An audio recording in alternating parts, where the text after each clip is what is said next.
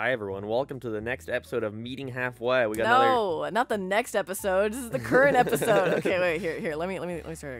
Hi guys, it's me again, Veronica. Oh yeah, so much better. Yeah, it kind of was. Oh my god, what do you want then? I don't know. Well then. Intros are unnatural. Well, here we go. Like, hey Mark, how's it going? It's going pretty well, Veronica. It seems like we have no guests today. No, it's just you and me. And guess what?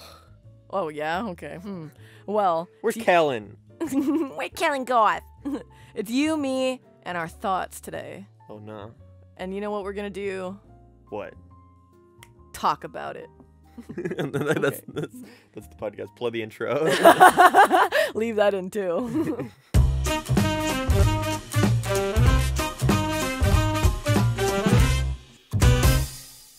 I used to be terrified of saying Bababooey. I told this to Veronica. I was really afraid of saying it aloud because I thought it was a slur. Let me ask you this then. When was the first time you heard Bababooey? Family Guy. No, American Dad. No, right? Family.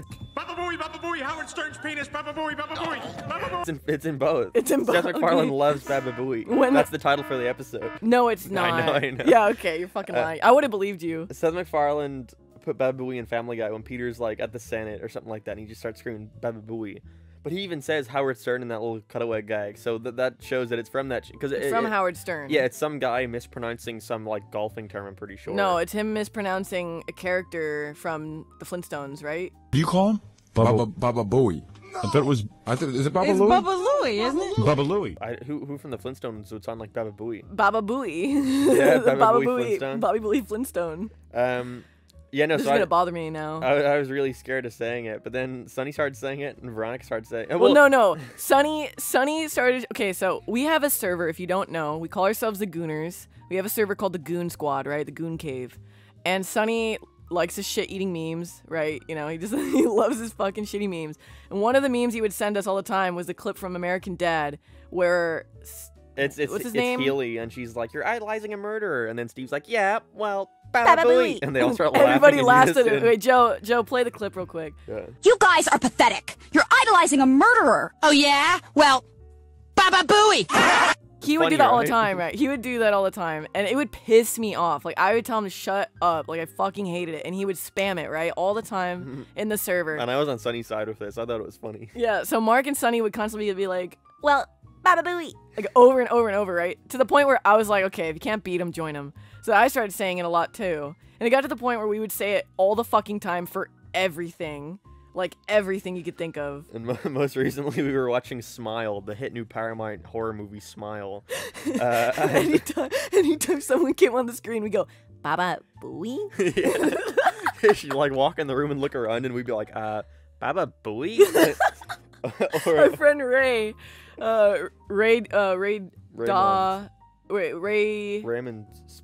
Raymond Spum. You know, Spum? That's what John Kay would call himself on the Ren and Stimpy episodes. He wouldn't want to put his name on. He called himself Raymond Spum. But his Twitter is Ray Da Do. Yeah, Ray Da Do. I'm sorry, Ray. I'm sorry, Ray, if you're hearing this. Well, it's Ray Mudo. Mundos. Yeah. Well, anyways, we were sitting with Ray, and the whole time Ray could just hear us going, Bababooey, Bababooey, just over and over and over Kept again. Laughing. Which honestly made the whole movie experience way better. I never know like how to have volume control during movies. I always like Veronica will always like say stuff to me really loud, and I'll lean in and say something, and she's like, "Everyone can hear you." No. I will lean in to Mark, talking to him like usually like in a tone like this, right? And Mark comes in and be like, "Yeah, well, Bababooey," like really fucking loud. Yeah, but no one can hear the movie. Everybody can hear you. The movie's loud. It is pretty loud. But wait, what did you think? 1 out of 10. What did you think of that movie? It was like a solid 6. Solid 6? I gave it a 7. It's like above like average, you know. It spooked me. It didn't spook me. I could see where it was going. I even remember in the last scene, I was like, oh, I don't think the evil's defeated. And it turns out the evil wasn't defeated. Spoilers. So, yeah, spoilers for Smile. Well, let's be honest. I mean, like a month after the movies come out, yeah. you're listening. More than a month, like 2 months. But yeah, it was fine. It was just it wasn't that great of a concept in terms of like the thing that would make you smile. There wasn't really any kind of backstory behind it. It's not. Yes, there was. The fuck are you talking about? I mean, you knew what it was doing, but you didn't know where the spirit came from or like what it was doing. It had the little picture of like the Joker guy, I know, that's what I'm saying. It was making people kill themselves, but you didn't get like why was it doing this? It was like a curse. It's a curse that's been going on for like generations. But there was a physical like being causing the curse. No, it wasn't physical. It was manifested. They remember the girls like, nobody can see it, nobody can hear it, but only I can Bababooey, you know, the whole time. Yeah. So it was a curse, and it was an evil entity, is how they described it. Yeah. I don't know. It was fine. Like I had fun watching it, but if I were watching that by myself and not with a bunch of friends that I could Bababooey with, I don't think I would have enjoyed it as much. Yeah, honestly, I think that was a really, really fun like movie experience. Yeah. It's only because we weren't really taking it that seriously. Those horror movies, like those newer horror movies, can only be enjoyed in like a theater setting where everyone in the theater is kind of like forced to watch. Because something I noticed is in Ireland, people are kind of quiet in theaters, but in America, it's like everyone's sitting around watching it together. People just like talk out loud and shit like that. Yeah. Like remember whenever one of the spirits is coming on, someone behind us is like, oh fuck no, man. That guy was like, get out, fuck that shit, and everyone's just laughing along. And yeah, it was fun though. It felt like fun, yeah. It felt like you were watching a movie with like your family. You know what I mean? Yeah. The Exactly. funny uncle chimes in. But yeah, I never know like volume control in theaters, and I never know like. Recently, I've been very tired all the time. I don't know why, but We do know why. Well, yeah, it's because I don't sleep very much. Well, no, it was ever since we were on a good track. We were on a good schedule. We were going to bed at like no later than 1 a.m. We were waking up at 9 a.m. every morning, feeling pretty rejuvenated, making our breakfast, getting to work, you know. But it wasn't until we had to like wake up at 5 a.m., drop off your dad at the airport, and that's when it fucked everything up. We just... But I mean before even here. I mean whenever like... I think it was due to all the traveling we were doing where I went from Ireland to California, then California to Boston, then Boston to Ireland, then Ireland to Birmingham. So by the time Birmingham came around, I was fucking dead. Yeah, and we all went with the right opinion and all of his friends to go see The Northman.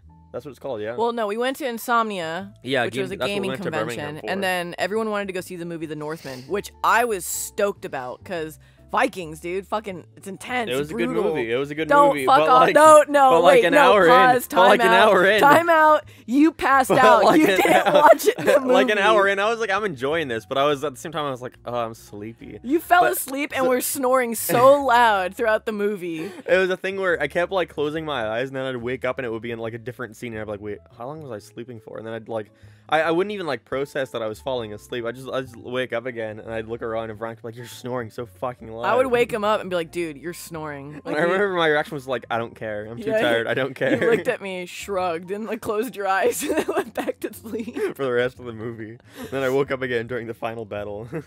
Honestly, that was a great movie too. Well, from what I saw, it was a good movie. It was very underrated. Yeah. It was very. I think not enough people really saw it or talked about it. That's kind of movie that doesn't really do well anymore, I think. No, it doesn't. Unless it has like a certain name or a certain like director behind it. Yeah. Yeah. Certain actors. It's kind of like one of those really like huge adventure type movies, like call to action type movies that it doesn't have like a gimmick. Yeah, it doesn't have a gimmick. Yeah. It's very cut and dry. Yeah. It's a Viking movie about this guy who wants revenge. Yeah, for it's his, a revenge story. father. Yeah. Because his father got killed, and his mom fucked his uncle. But I can see why it didn't do well, because that looks like a movie that would blend together with like 50 million other movies that have come out on the outside, you know. Well, it's kind of one of those movies where after Game of Thrones, everyone was like, I guess so. I never watched Game of Thrones. Neither did I, but it's kind of like, you know what I mean? Like that kind. I don't know what the term is, but like that type of era, that type of like genre. Like middle. What's that thing called? You call it Middle Earth? Is that what you're gonna call it? I was gonna say Middle East. Middle East. Then I realized that was not the word. What is it? Medieval times is the word I was looking for. But it's not like medieval times. It like predates medieval times. Bababooey times. Yeah, the Bababooey times. Before the Bababooey. BC Bababooey. Bababooey, yeah. Yeah, something. Where's the C? Where does the C come from? Bababooey Christ. Yeah, that sucks. That does suck. Guys, comment Bababooey if you made it this far. Everybody put Bababooey in the comments and give a like. Yeah, If give you it a like like. Bababooey. Like your own comment saying, no, that's how it is. You have to all type Bababooey and then spread the kindness to your fellow man by liking their comments that say Bababooey. So there should be like a bunch of comments saying Bababooey that all have like 1,000 likes. Well, can some of you guys all put Bababooey? Like a question mark? You all got to do it in your own interpretive way of like, Yeah. of whatever emotion you want to portray with your Bababooey. Okay, so let me ask you this, Mark. We're gonna deep dive here, all right? Okay. It's real talk. Ding, ding, ding. Real talk. Yeah, put a little text on the screen. Real talk. Okay, here we are. So, Mark, what do you think there's an afterlife? I would like to think there's an afterlife, but I don't think there's one. I think the afterlife works better as a metaphor than an actual thing to look forward to. That's very upsetting to hear. I don't know. Do you think there's an afterlife? No, I have a similar thought as you, where I really like to believe that there is one, but at the same time, having that belief isn't strong enough for me to have that comfort. Yeah, but then it's the thing of like, you will never know if there is or isn't, because by the time you find out, that's the hardest thing for me to process. But it is a thing like where it's juvenile, but it was like a thing where as a kid, you know, whenever I learned that Santa wasn't real, I was like, so if they're lying about this, then what else are they lying about? So I was like, if I can't believe there's any kind of magic in the world, then how am I to believe that when I die, I'm going to go up to like heaven where I'm going to be immortal, you know? See, my thought was always like, whenever growing up, right, I was raised Catholic. We were both raised Catholic. So obviously you're raised with Jesus Christ and God and, you know, don't do bad, you'll go to hell, kind of. Yeah. When I realized like, oh, wow, I lie a lot. I'm going to go to hell, you know, like as a kid. I was like, fuck, I'm going to be like burning and dying and in pain forever. So at that point, I was like, well, I don't want to believe in this. If I don't believe in this, it's not going to happen kind of mentality. Yeah, that is the thing. You have to like believe in it to like go there, I guess. But then you'd still go to hell anyway, even if you didn't believe in it, because God would be like, damn, but I didn't think about that. Yeah, you know, I thought of me making the rules. But yeah, that makes sense. I don't know. I never really the afterlife was something where I never really thought about it ever, because I was like, well, if it is, then that's cool. That's great, you know. I just play video games all day with Jesus. But, what would you play? I play Crash the Wrath of Cortex. What? That's the worst fucking game. Jesus he could help me beat the water boss. Jesus would be the type of guy to be like, this is annoying, but fine. You know? Yeah, he'd have to put up with me. Love thy neighbor. Yeah. Okay. Yeah. I would have picked Mario Kart Double Dash. We played it recently. Yeah? Roll your eyes, will you? Yeah. Yeah, Wrath of Cortex? Fuck off, Mark. It's fine. I told Veronica this story about how I went to a school dance in primary school, and I really didn't want to be there, even though my friends were there, but I just did not want to be there that night, so I started crying. And then I was like 5 years old, and then the teacher came up to it and was like, what's wrong? And I was like, I want to go home. And she was like, why do you want to go home? And I was like, I want to play my PlayStation 2. She was like, why? What do you want to play? And I was like, Crash Bandicoot the Wrath of Cortex. You're the only kid that ever cried over that game. I got it. Everyone loved Wrath of Cortex. I went into high school and people were like, remember Wrath of Cortex? That was such a good game. So lame.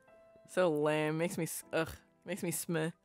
Well, anyway, so you don't believe it, or you don't have a strong belief that there's an afterlife, correct? But I would like to believe there's one. But you would like to believe that there's one. You gotta have some kind of hope. So, let's go down the route that you don't believe in an afterlife. Then, at that point, do you believe that your loved ones who have passed or others are looking down on you in some way? Do you still believe that? I don't believe it, but I do in a way. I like to act like they do. Yeah. Because it allows you to self-reflect a lot and be put in the mood of like knowing that someone's watching over you and therefore to be the best version of yourself. Yeah. Yeah, I would agree. I don't know, sometimes I feel like I have like some sort of presence, you know what I mean? Like there is some sort of presence of like past loved ones watching over me, and I get like in certain circumstances I feel that kind of warmth or compassion. Yeah. But at the same time, I'm kind of like, am I manifesting this, or is this like, you know, is this real? That's what I mean. Yeah. See, I think it's a thing of manifesting it, but I don't think that's an issue. I think that's comforting in a way to like still keep them in your memory, and therefore, you know, it's like they're watching over you, but I don't think there's physically like my grandmother like standing in heaven looking down from the clouds on me going like, damn, it's fucking playing Sonic Heroes again. Fuck this. You know, you want to hear something really funny? It's really fucked up, but you know, when you're growing up, you're interested in sex, you don't really know what it is, you don't know what's going on. Everybody at one point like starts, you know, jerking off or whatever, right? When I first started doing it, I stopped and realized, holy fuck, God is watching me right now. And then you did it more. I was like, well, maybe he likes it. I just kept going. But anyways, that thought though, that thought of always being watched by somebody like God or your past loved ones or whatever, I feel like for some people it freaked them out, but for me, and obviously most other people it causes them comfort. Well, it means you're never alone.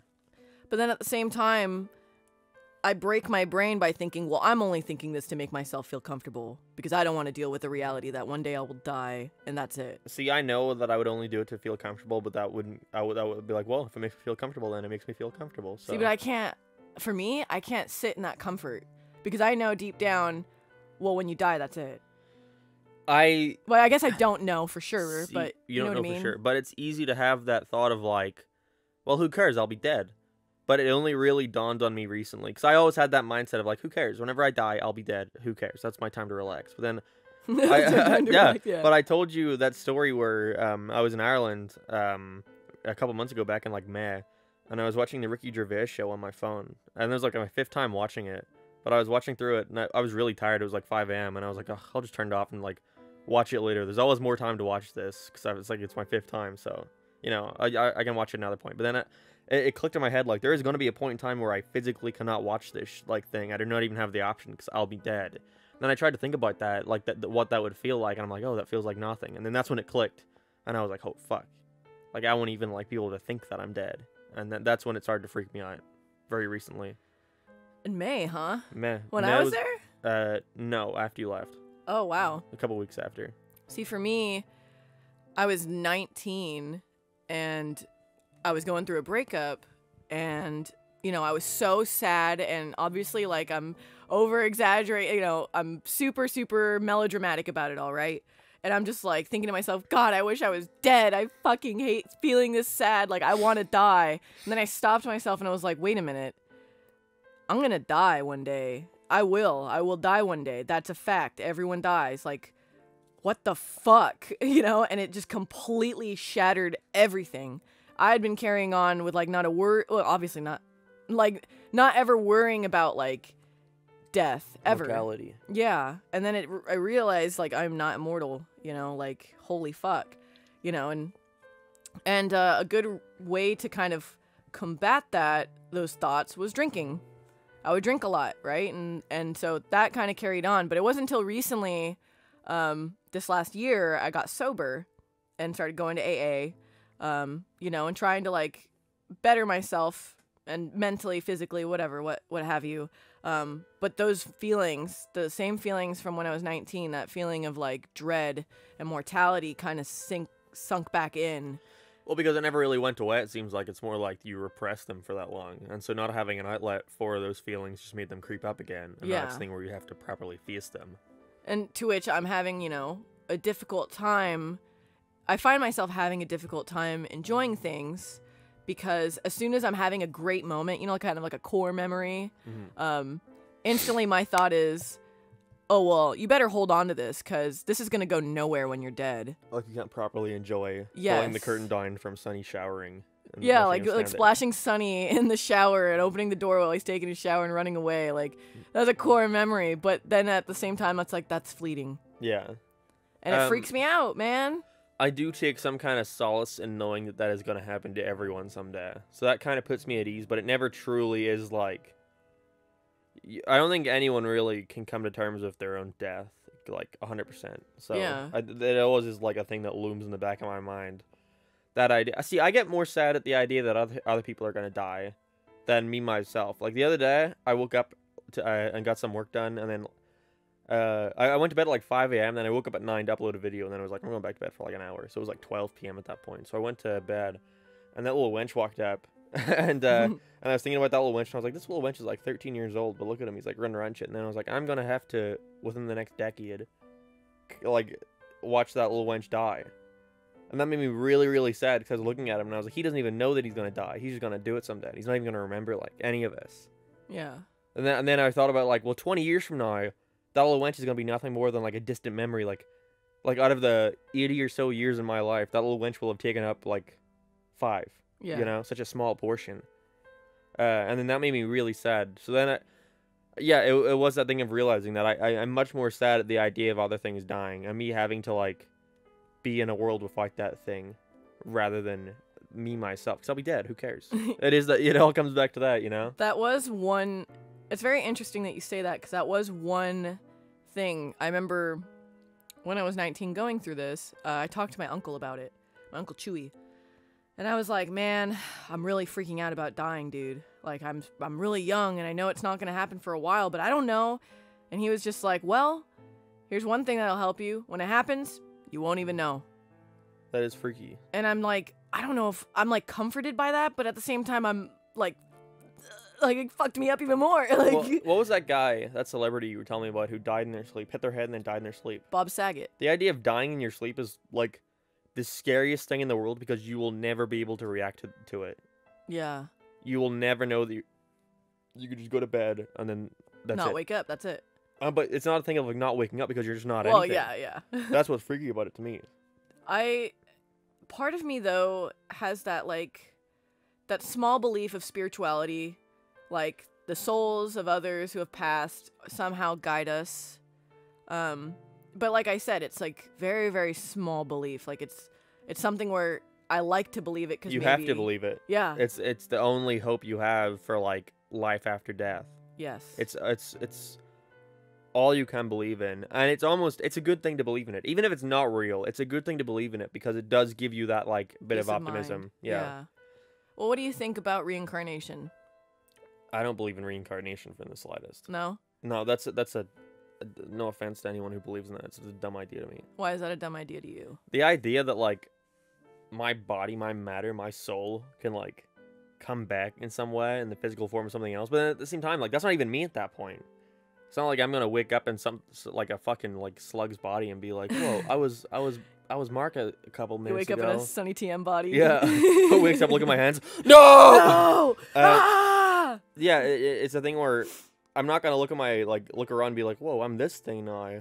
Cool. I was this Well, thing. and yeah, now I'm you wouldn't this. have your consciousness currently. Your So at current that consciousness. point, is it really me? I was reading the Five Nights at Freddy's books recently for an upcoming video, and well, a video that's already out, so it's go probably check it already out. Yeah, I put a lot of work into it. And it goes into this idea of like, your soul is built up of your experiences and shit like that, you know, and that's what makes you human. That's what makes you in a way, and that's the Five Nights at Freddy's book. So like, I'm not like, well, that's really deep, Freddy Fazbear saying that, but I'm like, but it is that thing of like, if I'm reincarnated as something else, but I don't have my memories, my experiences, my Things whatever. that make you. Yeah, is it really even me at that point? So that goes to say that you don't believe in like past lives. No. I Okay. don't. Interesting. Why do you? I don't know.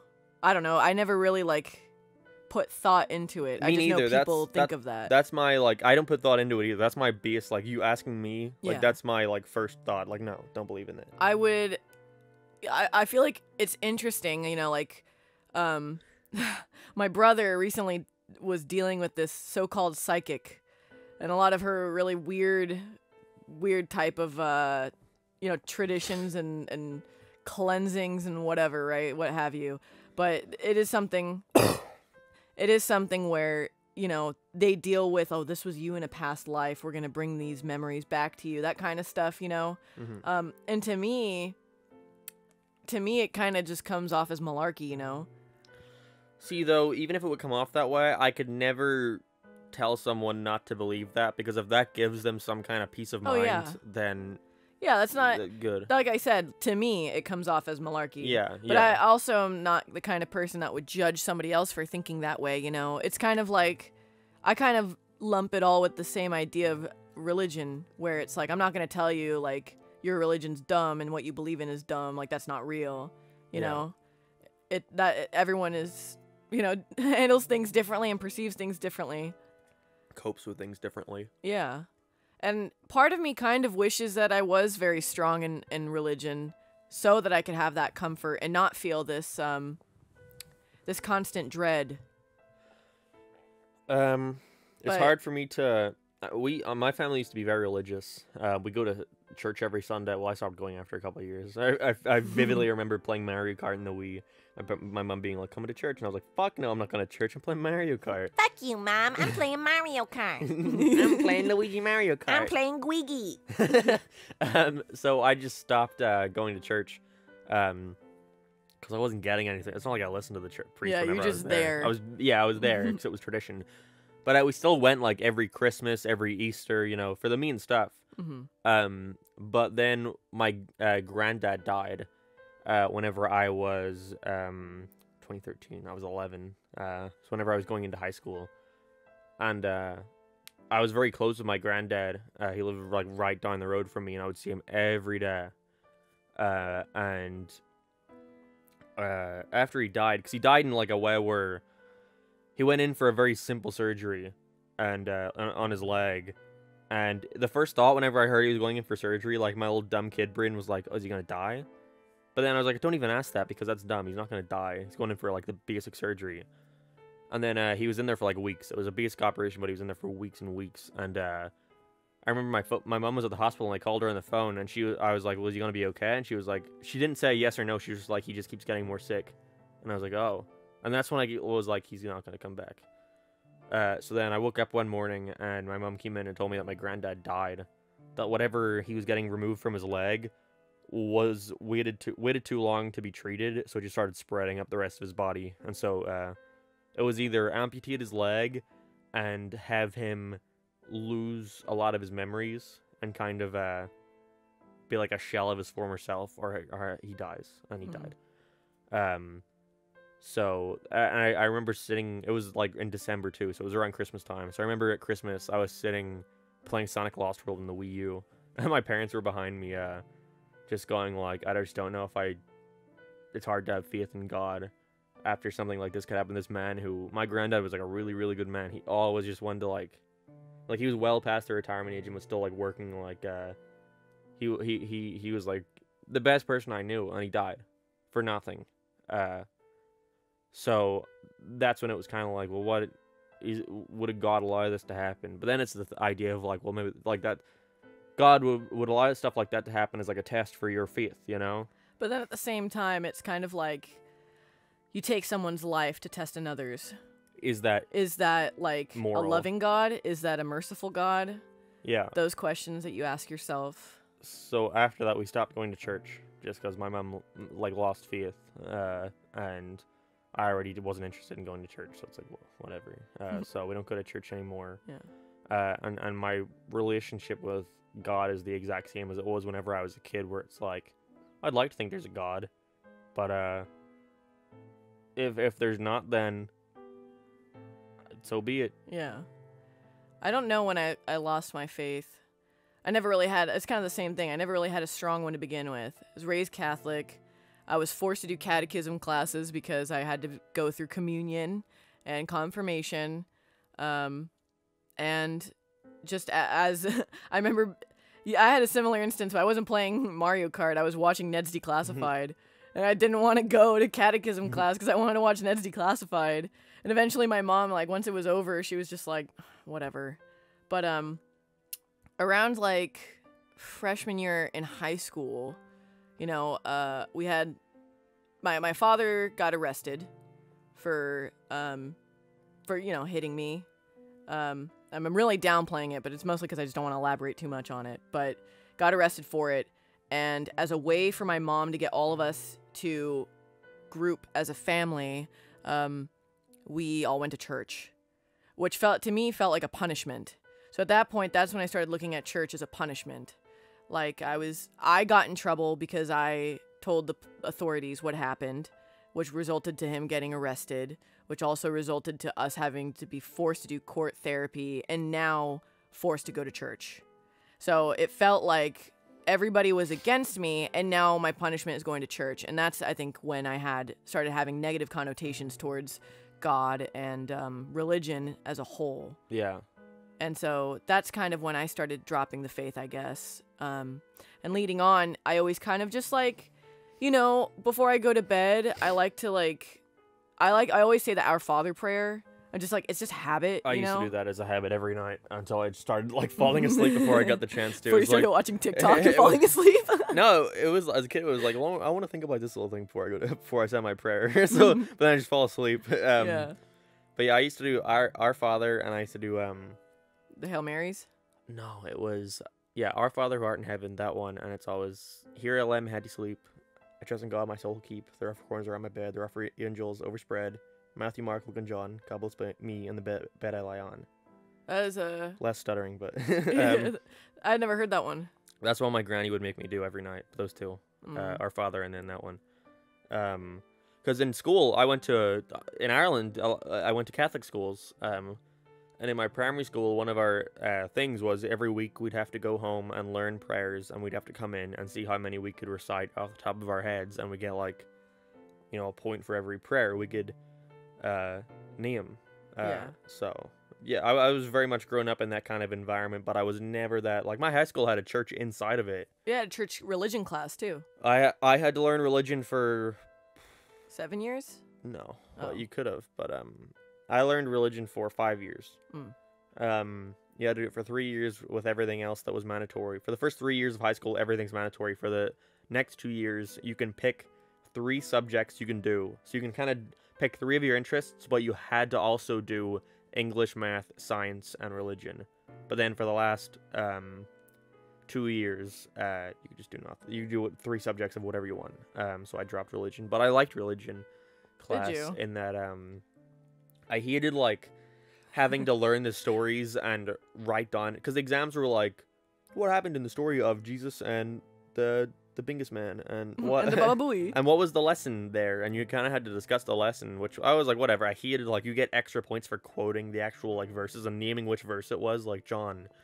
So just like textbook study. Yeah. But then the second year was all moral issues with religion, of like, what is the Christian faith or the Catholic faith? Like, give your opinion. It was always your opinion. It was never like, here, what do you think about punishment? What's that thing, like, where you kill someone as punishment? Corporal punishment? Capital punishment? Capital punishment. It was always like, what is your opinion on this?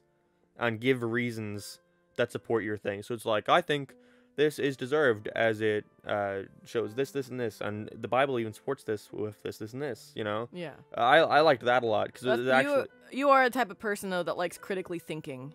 Yeah, I really enjoyed doing that, because it reminded me of English class. That's why I liked business studies, too, because business studies was all like...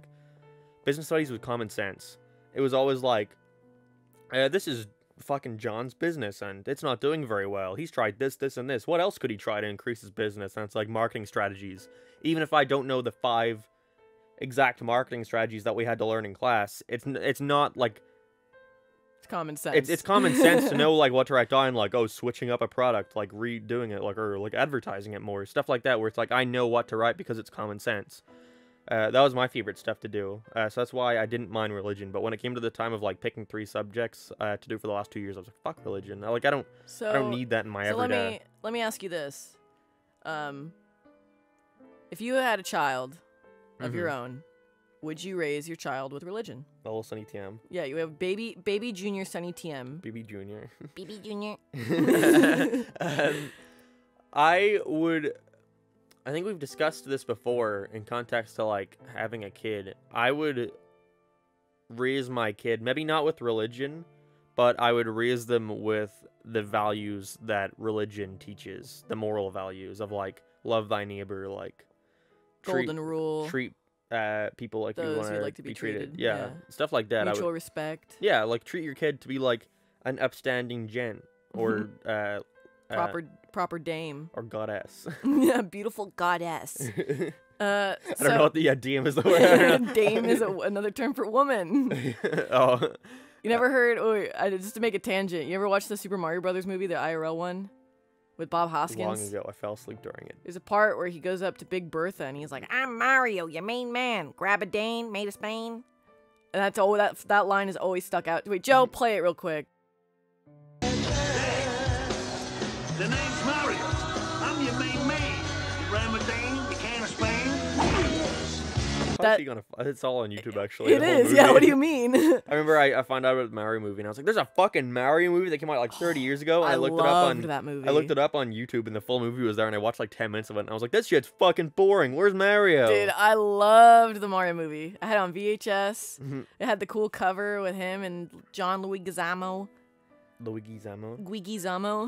Okay. Back to our topic. So, you would want to raise your child as an upstanding citizen. So you wouldn't ever want to, like, I don't know, like, christen your child, baptize. I would that baptize kind of and christen my child.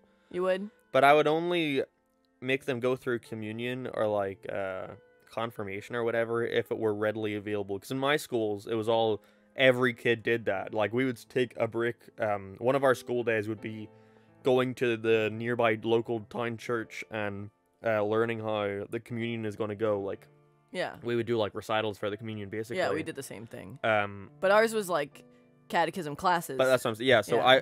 I would not, if I had a kid here and it was a thing where they had to go to like extra classes outside of school to do it, I'd be like, no, because my kid's not going to enjoy that and they're probably not going to get anything out of that. But do you feel like, in a way, yeah, they're not going to enjoy it because obviously we didn't. Yeah. But do you feel like, in a way, they would retain any of that information in any kind of way? I can only think of it the way I do, and all I retain from that are the values. I don't think in a way, would you think it would be positive or no? I don't think it would be more positive than negative, I should say. It would be more positive than negative, but I could still teach my kid the same lessons that a communion would give the kid. Yeah. Because like I don't know what a communion's for. So I had one and I don't know. So you could take the blood and blood body and the bread of Christ. Yeah. But a confirmation, I don't know what a confirmation is for. Confirmation, so you are confirmed into the Catholic Church, so you can marry into the church. But it's yeah. See, I didn't even know about that. I just did it because we had to do it. Yeah, it was like, I didn't know about that till like later on. Yeah, it was like work. So, yeah, it was like work. I would not expect my kid to do any of that. I would just try to raise them to be a good citizen, a good person. You know, once in catechism class, we had to play the crucifixion game. Which in itself sounds fucking terrifying, the crucifixion game. Kids, grab these needles and take little Billy get and little Johnny. Put him on the cross. Okay, make sure you do it right through the wrist, though, so it doesn't rip the hand. So it was a game where you had to stand on one solid tile, and you had to put your arms out like T-posing, like the cross, and whoever can hold it the longest got to get candy. I was gonna say get a chocolate bar. Yeah. I thought that would be too dumb. No, that was what it was. You hit the nail on the head, or you hit the nail on Jesus, I guess. Is the best. That sucks. Ugh. No, we didn't do anything like that. They treated it very seriously. Ours was like, they tried to make it fun. Like, learning about Jesus is fun. We had to do, before we even did communion, every year we would go to the church, our local church, and do our first confessions was the first one we had to do. And the first confessions, it was like, it wasn't a thing where the priest was like, in the booth and you're like talking to nothing. It's face to face, right? It was face to face in his office. And you had an office? Or no, you know what it was? It actually was. It was in his office, but he had like a booth set up. But it was between like some kind of like glass. You're thing. so fucking lucky. But you could see him physically. Yeah, but you're still fucking lucky. That still feels like a barrier. You know what I mean? Mine was confession was on Wednesday. And they had 4 different pastors and priests sitting on like the altar area, and you had to sit in front of them in a chair, and everybody is confessing around you, so they could hear what you're saying and you could hear what they're saying. Not just the priest, but like everyone. See, I think that's the difference. In front of everyone? In front of everybody can see you. Everybody can hear you. I would always just do the generic thing like, oh, I fought with my sisters, and he'd be like, are you sorry? And I'd be like, yeah. And he'd be like, okay. And then that would be it. But the difference is, in Ireland, every town had its own single priest, and that priest was kind of like for the whole town. It was it was like the center of the town because the towns are not big in Ireland. Yeah. So it was like yeah, that's true. It wasn't a thing where we had 4 priests. It was like you had one priest and everyone knew that priest. Mine was called Father McKinley. Mine was Father Patrick. Yeah. But he moved away eventually, but I stopped going to church by then to a different town to the time we went to the Forest Park at Ukai. Yeah. But yeah, no, every town had their own priest, and you felt like a certain connection to that priest because the priest was always around. Yeah, he was always involved. Yeah. Yeah. In the community. And also, in Ireland, all the adults kind of know each other. Everyone knows each other. They're close knit.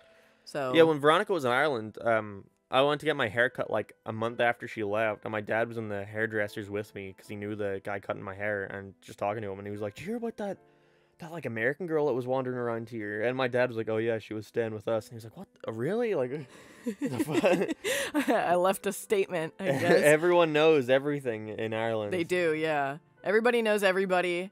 Like, my first day in Ireland when I went to go visit Mark, we went to this pub, and all these like footballer guys they were super drunk, and they came over because they'd realized that I was American, and they all just started asking me questions and trying to Snapchat my face and just like get me to talk or whatever and hear my accent. But one of those fuckers stole my cigarettes, and like that was the only pack that I had, you know. And so I was pretty upset and pissed about it. But I later found out that he's like the nephew of the bar owner. He like, right? Or was it his son? He worked at the bar, and his uncle would visit the bar a lot to drink. Gotcha. And so when I saw him there, I complained to the bar owner, being like, yeah, this fucker stole my cigarettes. And the bar owner immediately like called me a bitch behind my back after I was complaining about his shitty nephew. Well, that wasn't the bar owner. That was the guy who went to the bar. His uncle. Oh, I'm sorry. I complained to the bar owner, though. Yeah. Let's go back to the topic of God, death, and religion. God, death, and Texas. And Bababooey. That's the title of this episode. Bababooey, God, and Death. God, death, and And Bababooey? And Bababooey? Question mark? A little shrug emoji. I feel like it's very easy for people to have this mindset of death, and because of that have a very nihilistic view on things like Rick and Morty, and be like, well, it's true, but be like, well, nothing matters. What's the point? What's the point in doing anything? But I don't, even though I recognize I'm going to die someday, and everything I do is going to be like completely for nothing in some way, that it doesn't faze me though. Like I still want to I still have a drive to work. I would consider myself like a workaholic in a way. Absolutely. I love working. Like I Yeah. will work just for the fun of it. Even if you're like taking a break from work and like having a good time, you're still like, I'm thinking wanna about work. it. Yeah. Yeah. But so having that mindset of like I'm gonna die someday does not affect me in the slightest though. But how would you say it in regards to you? Well, sometimes I get into that mindset where it's kind of like, yeah, what is the fucking point? But that has never been a grand enough feeling for me to just completely give up and not give a shit, you know? I think at some points in my life I have had that, but my go-to was just drinking. And in a way, when I was drinking, I felt like I was living. And now that I don't drink anymore, it's more of a thing where I find other outlets to fulfill myself, you know, like my relationship with my friends, people I love, my family, my dogs, and art, you know, being able to create and draw. Recently I've been doing a series called like the Death Comic. This is the best way to title it, and it's just me talking about my existential crisis and things that I think of and the questions that I ask. The best thing you can do is to channel it, I think. Yeah. Into something creative. Yeah, and I have been, and you know, since I've been doing that, in a way, putting it on paper and kind of like feeling that those anxieties and kind of like you could see in the art, like I'm manically drawing these things. Like everything is kind of scribbled or quickly drawn or like wrinkled or squiggly or whatever. And I don't care about how it looks. I just want to get the idea out. And that's really alleviated a lot of the stress of my mortality. It has, yeah? You'd say Yeah, so? I would say so. I think my overall attitude has turned into gratitude. Yeah, you you have know. an attitude of gratitude. I do. It's a SpongeBob song. Is it? Yeah. But, you know, every day, me and good old Callan Goff, we make a list of things that we're grateful for. And we message each other and send the list of things that we're grateful for. Like, you know, for instance, you know, I'm grateful for that big fat Sunny TM, for being a good friend, you know, or I'm grateful for That little Bababooey. wench for not peeing on the floor that Yeah, day. you know, it's funny. When I look back in my gratitudes list, a lot of them are that little wench not peeing on the ground. You know, but it's those little things that really kind of put you know, the acknowledging having gratitude, acknowledging the gratitude that I have for the mundane things. That you take for granted, maybe. Yes. And it in a way, it gives me an overall more positive outlook on my day-to-day. I think it also humbles you in a way. To go like, oh, I have a Absolutely. lot to be grateful for. Yes, because in times when I'm kind of feeling manic or I'm kind of feeling like down or have that who gives a shit, fuck everything kind of attitude, it gives me a moment to kind of take a step back, not dwell in those feelings and have large reactions, but rather sit and then recount the things that I know I'm grateful for that in a way I am taking for granted. Yeah. And acknowledging that makes me feel like I'm not taking those things for granted as much and in a way appreciating more. You know, and I'm very appreciative of the people who have been supportive for this podcast. Thank you guys for watching this podcast. And make sure to like and subscribe. And donate to the Patreon. But you know what I mean? Like, having gratitude in general is a really good way to combat the feelings of helplessness and hopelessness. Yeah, I would agree. Yeah, I would agree, but it's not something I rely on. I say What? that idea of like, to me, like a gratitude list. I don't think that is the kind of thing that would help me, because I would argue the way I react to the death stuff and the way you react to it are very different. In that, like, I think I'm able to kind of cope with it better because I have kind of come to terms with it. Even if I'm not happy with it, even if it freaks me out sometimes, I've kind of like, I don't know, it's weird. I have a different mindset to you when it comes to that. Yeah. And therefore, I don't feel like I really need a gratitude list, even though it would be nice. Well, I guess for me, you know, I think it's safe to say I'm pretty narcissistic. You know, I have main character syndrome. I always think of myself as someone who's important in everybody's life, despite that not obviously being the truth. But that's just kind of how my brain is wired. So the idea of the main character dying and me being the main character is like... It's the end of the story. Yes. And for me, I'm kind of like, oh, I don't want this fucking story to end, you know? And it's like I am always fighting against that. And it's something I'll never win. I will never, ever win. You know, I die in the end. That's how the story ends. Yeah. And I keep trying I try fucking tooth and nail to fight against it mentally so much.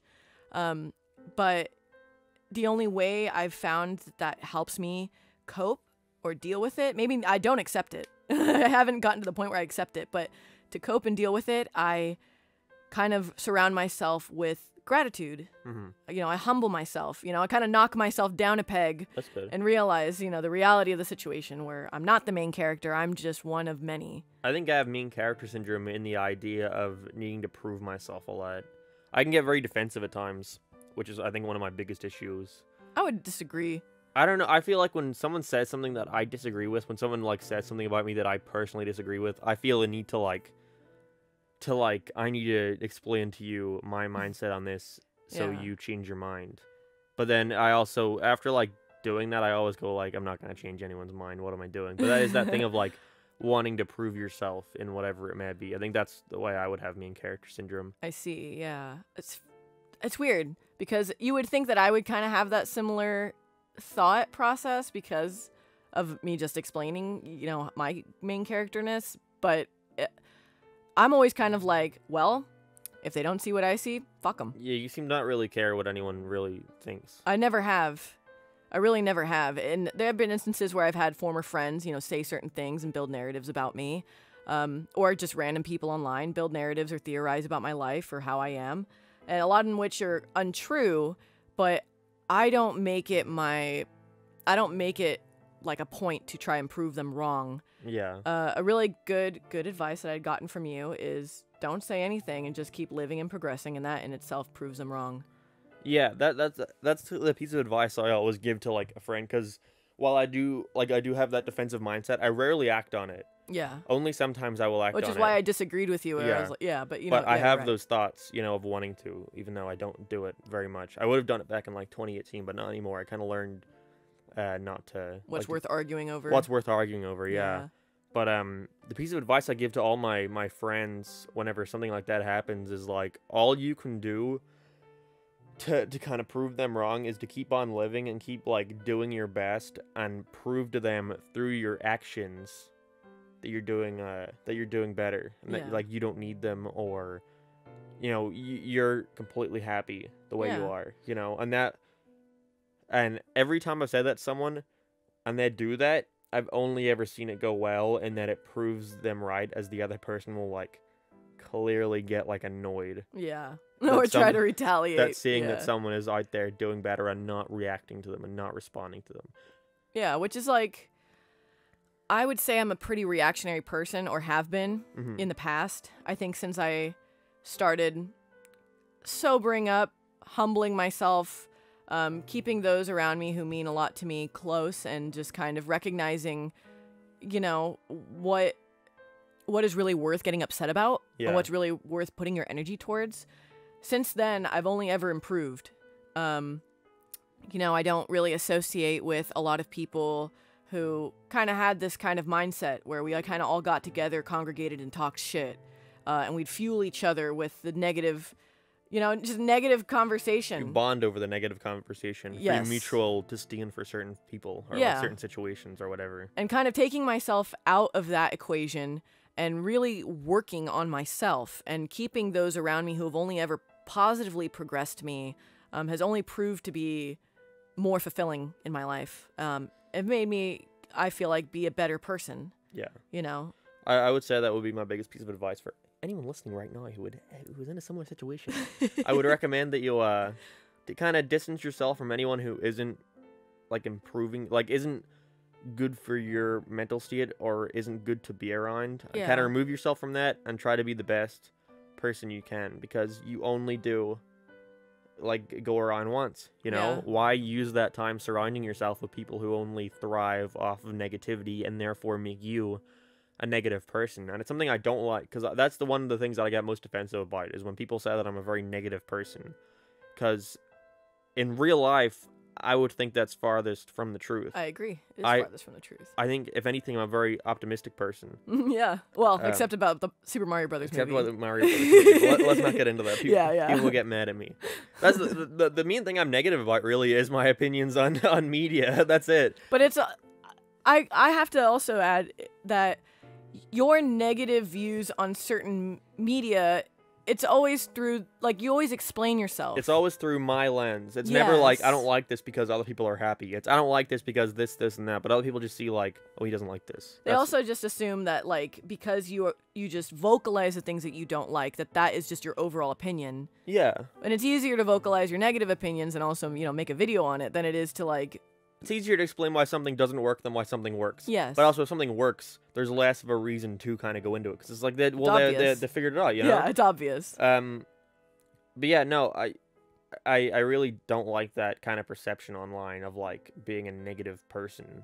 Through, like, people seeing the way you present yourself online and think that's the way you are in real life. It's really, like, parasocial relationships are, like, a whole other fucking can of worms. Yeah. But, yeah, it is that thing of, like, you don't really know me. And I also take solace in that of, like, no matter what you're saying right now, it won't get to me because you don't know me or what I'm like. And you can visibly see from the way they talk about you that They don't know you. Yeah, it's false. They have no power over you in that regard. Yeah, exactly. Their opinions or what they think or how they theorize is already in itself farthest from the truth, and you obviously know your own truth. And a lot of the time, I just take a step back and go like, "Oh, this is the internet." Yeah. I can take a step back and go to like my living room and be like, "Oh, that is like as far away as possible from me right now, and it's not affecting my day to day. It Yeah. only is if you let it." I've never allowed the internet to affect me. See, I used to back in like 2018 when I started making commentaries and stuff because that's all I was doing in the day. Yeah. But now that I have so many other things and I've started like touching grass, as people would say, and like a majority of the people I talk to in a day are in person and are not online friends. I don't really think I have any real online friends now who aren't in my real life other than Sunny TM, and even then we meet up with them all the time. I was gonna say, we saw that Sunny TM a while ago, and he came over for Halloween, so it's like, Yeah, and I think that's kind of weird because I think I see a lot of people in like Discord and such who do act the way I used to, and like they only surround themselves with people online and or shit like that. they hone in on those things. Yeah, and I see them try to talk to me and like be friends with me in that way, and I'm like, I can't do it anymore. I can't sit and talk to you on Discord all For day. like hours. Yeah, I can't do it. It's superficial in a way too. Yeah, it's like I go to my computer to do my work for the day, and then I play Roblox for a bit, and then Play Sonic Roblox. I have to get the new skins, and then I walk away and get on with the rest of my day. Yeah, which is like, you've. It's a job. It's a job, but you've also like realized what was unhealthy about that way of living, and retroactively changed it. Yeah. And I would say, for our viewers, that going back, like, you deep down, what is negatively impacking you. Deep down, if you really sat down and thought about it, You can lie to yourself. yeah, you but can know lie to deep yourself, down. and taking that opportunity to kind of, don't no longer be social with negative feeling people, and take that time that you took, the time that you had focusing on these negative people and using that for yourself, you'd find that like you have so much more to gain out of it, and there's a lot of conclusions that you can draw and things that you can learn about yourself that would make living a little bit easier. You know, understanding it really does provide solace. Yeah, definitely. I would agree. Yeah. Yeah. Yeah. Yeah. You didn't just Bababooey, did you? Did you just Baba? That sucks. Beep, ba ba ba da pop. Bababooey. That's so dumb. That got me. That's cool. Yeah, it was pretty cool. Would you say that within the last year, that you've learned more about yourself than you have? Yes, 100%.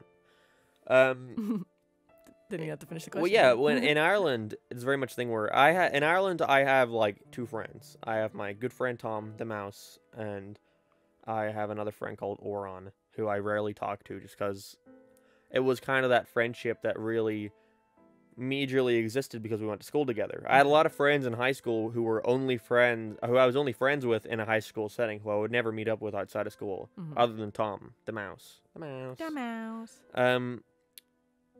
So a majority of my time in Ireland was spent waking up, going to my computer, going to bed. That was like my months. But coming to America, coming to LS specifically, really opened my eyes to like all the different kinds of people there are out there, and how easy it kind of is to catch on to certain ways that people act and kind of get down like what kind of person they are from the way they talk to you or from the way they act. Or how it makes you feel. How it makes you feel, yeah. And because of that, I started learning about what I like surrounding myself with and what I don't like surrounding myself with. And when I came to LA the first time, I surrounded myself with a lot of shit that I didn't like. But I continued doing it because I was like, well, this is what you do. This is what I'm doing. These are like the people I hang out with. But really taking a step back, going back to Ireland after being in LA and experiencing all that really was kind of like taking a step back off Discord, you know? Yeah. Where it's like, I'm away from that now. That is as far away from me as possible. And I can take a step back and properly think about how I felt about all that.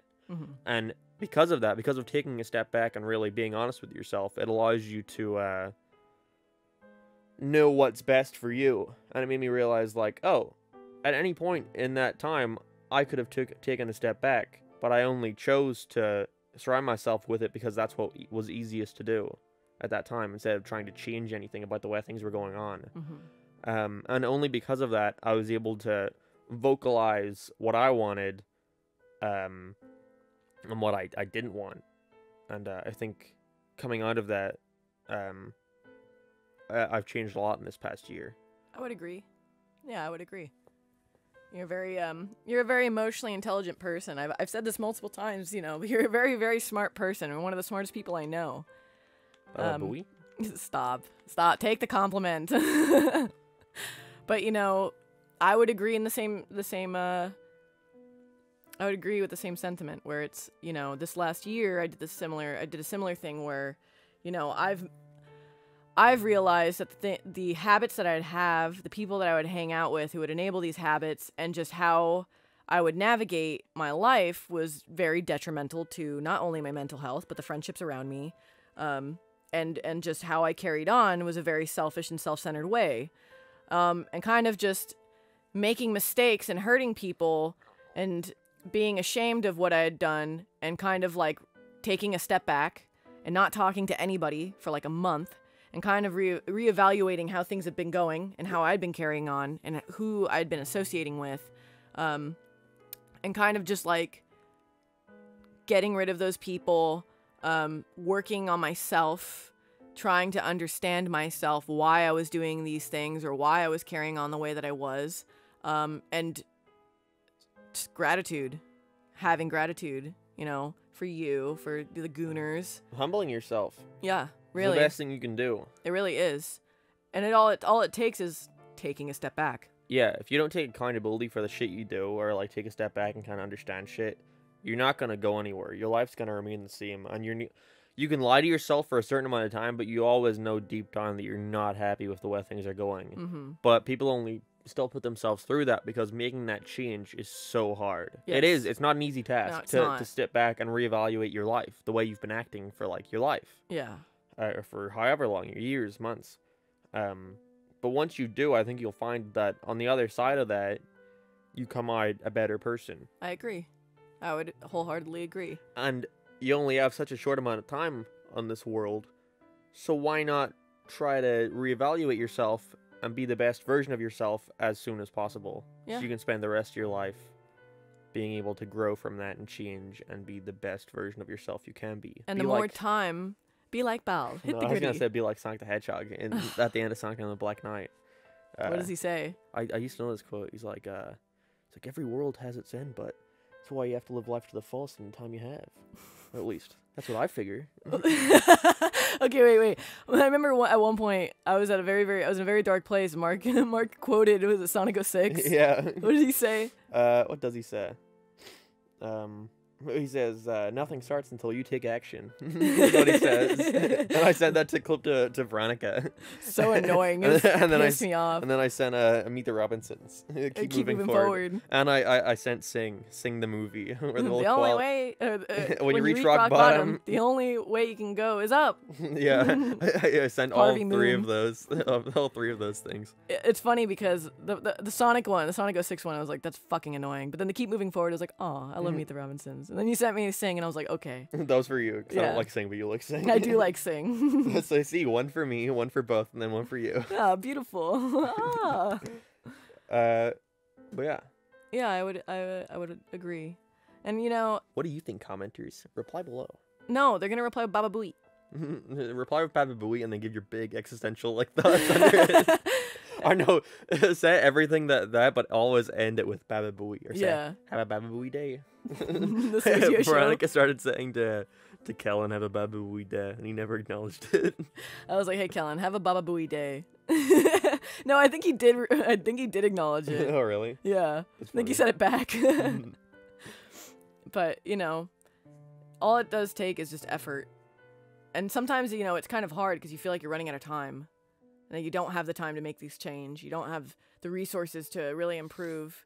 I definitely have that feeling of running out of time a lot, even though I'm as far away from running out of time as I could possibly be. You know, I'm 20 years old. Yeah. But I feel like I have to, cram as much shit into, I very much worry for the future. It's something I want to, I try to do a lot, plan ahead. But you can never plan ahead because you never, predict when certain stuff is going to happen. But I very much so am trying to keep in mind, where I want to be in 5 years. And because of that, I try to set myself up in a lot of ways, whether or not it works.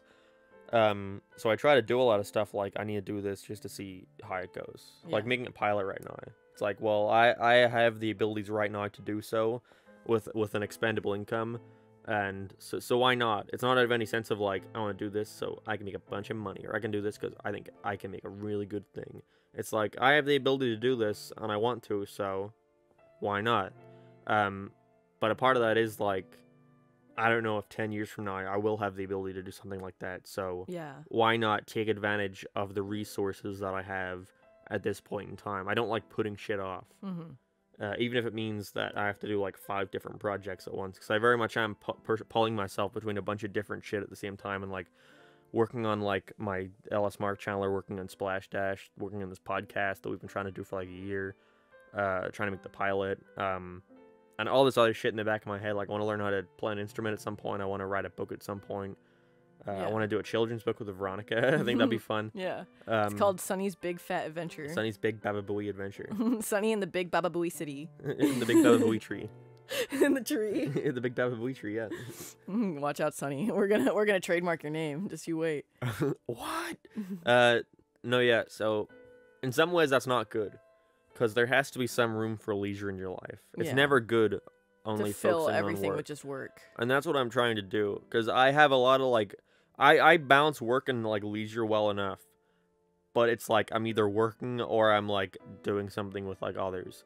There is no real relaxation in the middle for me, which is I would something that I say- need to learn. I would say though, in our day, our day by day, that relaxation point is the time where we sit on the couch and we get to talk, or when we go for a walk, or when we're with the dogs. Yeah, but that relaxation point in the back of my mind is always this is I eating could be into working. This is eating into the work, because I have a bad habit of leaving all my work till the end of the day. 'Cause I'm I have all the time in the world to do this, and it's the last 2 hours of the day, and I'm fuck. So whenever when we want to relax is obviously at nighttime. Yeah. But when I'm relaxing, I'm like, fuck, I didn't get the work I wanted done today. I get a similar feeling. I'm working on this porn comic for Patreon, juggling Patreon, doing the death comic, having commissions, trying to set things up for streaming again, this podcast, and then everyday household chores and errands, on top of being of service to my friends, my family, and then also doing AA, going to meetings and doing the step work and stuff. So when I realize how much I have going on, it feels like in a way I can't juggle everything all at once, but I need to, because if I don't, then I'm not doing enough. Yeah, I don't relate to that though. Yeah. Because even though I have a lot and I get stressed and I get overwhelmed, I kind of like that. Because the stress kind of pushes me. Because it kind of is like, well, I'm stressed right now about this, I'll do something about it. I'll do it, and I'll chop away at what I have to do, For me, it's like the stress shuts me down. Yeah, see, I'm the opposite. It's like, it cripples me. Yeah. It's like pulling teeth. It's like pulling teeth trying to get through it. And then I find myself like, oh shit, I should have finished this yesterday, and now it's like 2 days later, A year and a half later. No, stop. But, it's a struggle, but slowly I've come to find a balance. And, I'm not as equally balanced as I'd like to be, but I'm getting there, and I could recognize that, That whiteboard will help. We bought a big 47-inch whiteboard, and on that I'm going to write everything I have to do in a day. And once that's done, I'm not doing anything else. I think that's the problem that, because I have so many other projects, whenever I'm done all the shit I wanted to get done that day, and it's 7 p.m., I'm like, well, agree, I have 5 hours to work on something else now. Yeah. So I'm going to use that whiteboard as a thing where if everything's done in the day, that's it. I'm done for the day, you know? For me, it's like, okay, I wake up, it's like, okay, I know I need to get this done, I got to rough this out. And then in between that, I got to figure this out for such and such person, or, oh, I'm getting a call from someone who, really needs somebody to talk to, and I give my time. You never will be able to predict what's going to happen in a day. Yeah, never. For the past week, Veronica will wake up and go to work, but she'll get a call, and then they'll be the next 3 hours. No, it's an hour and a half. That still eats into your day. It does eat into my day. It does add up. Or sometimes I'll get 3 calls in a day, just by, family or friends that just, they need someone there, and I'm always open and willing to be there for my friends, and in a way that fulfills me, being of service, being able to be supportive, that fulfills me sometimes more than my work. Of course, but it's all about that balance. Yeah. I think this week, though, I've been pretty good at having that balance. Yeah, I would agree. Thank you. But it is, It is what it is. It is what it is, yeah. And that is, in a way of accepting how things are. Yeah, you just gotta keep on trucking. Yeah, take it one day at a time, as they say. Easy does it, as they say. And another good AA term, pause when agitated or doubtful. On another good AA term, always remember to Bababooey. That is not true. Yeah, I think it's an interesting discussion, because I think, obviously, it's not the most, laugh out loud, funny little wacky Bababooey podcast ever, but I almost think it's a good thing to kind of take a step back. And have real talk. Say what's going on in your life. Acknowledge the hardships that we deal with every day. Yeah, and talk about how that makes you feel. Mm-hmm. And in a way, doing that gives you an outlet to let it out, and you can move on. Yeah. Because even though I have stuff to complain about in my life, all this work shit, but I wouldn't trade it for anything. I would agree. I would Me not. too. I love the job that I have, even if I bitch about it, and I wouldn't want to give that up. I don't even think you bitch about it as much as you think you do. I bitch about it in the way to where, it is bitching about it fuck, I want to get this done, but I can't. But it's a lot of work. Right now, I am reading every Five Nights at Freddy's book, and it's previously you were. Right now I am. Yeah. So I'm reading 2 books a day. And reading 2 books a day and writing about 2 books a day while doing this podcast, while trying to still meet up with friends and shit like that. Yeah, we got friends coming over to carve some pumpkins tonight. It's hard to balance, and sometimes I get 1 book done a day, or last night where I only read the first 2 of 3 mini stories in 1 book, and that shit really eats at me. Even right now during this podcast, the whole time in the back of my mind, it's looking at my phone fuck, gotta find time to read these books. So that's the main way I would complain about my work is fuck, there's not enough time in the day for me to get done what I want to. That's how I feel too. I find I got to work on an illustration, and I find myself taking 2 hours on this illustration, and I look and I'm like, fuck, now I got to spend another 2 hours on this other illustration. And then or it's like, I really wanted to do this thing for myself. I wanted to draw this for myself, or this for my, brother's birthday or something, or, as a thank you. And it's like not enough time in the day. But I'm usually like, well, may not be enough time today, but there's always tomorrow. Is my usual mindset. Yeah. Yeah, no. But I think you would agree that despite all that, despite how hard it can be, I'm very grateful and so happy. Am I. Yeah. Yeah. I think this is the happiest I've been in a very, very long time. Me too. And a lot of that took just being honest. Funny enough. Taking a step back, reevaluating my life and being honest with me, myself and those around me, and then just being grateful. That really is what it is, just being grateful. Humbling yourself. Yeah. And I'd say that now that you've learned that, it's something that you've been kind of like sharing to your friends, and now they're being able to do it too. Yeah. It's like a ball, keeps on rolling, Snowball. Yeah, snowball. Yeah. That's what I meant. Yeah, I got you. But I hope some folks listening, had something to take away from. I have something to take away, or can this discussion, or can relate to some of the feelings we may have. Yeah. And with that, thanks for tuning in. Thanks for watching, guys. Remember to like, comment, and subscribe. Remember to follow us on Spotify and Apple Music and iHeartRadio. But also, guys, don't forget, have a Bababooey day. But also, in realness, I want to give a shout out to Rob Wessig for letting us record in his studio. Make sure to follow Rob Wessig on Instagram. We'll have his link in the description. His sound booth studio is called The Shaping Room. And, if you ever need some recording, he's your guy.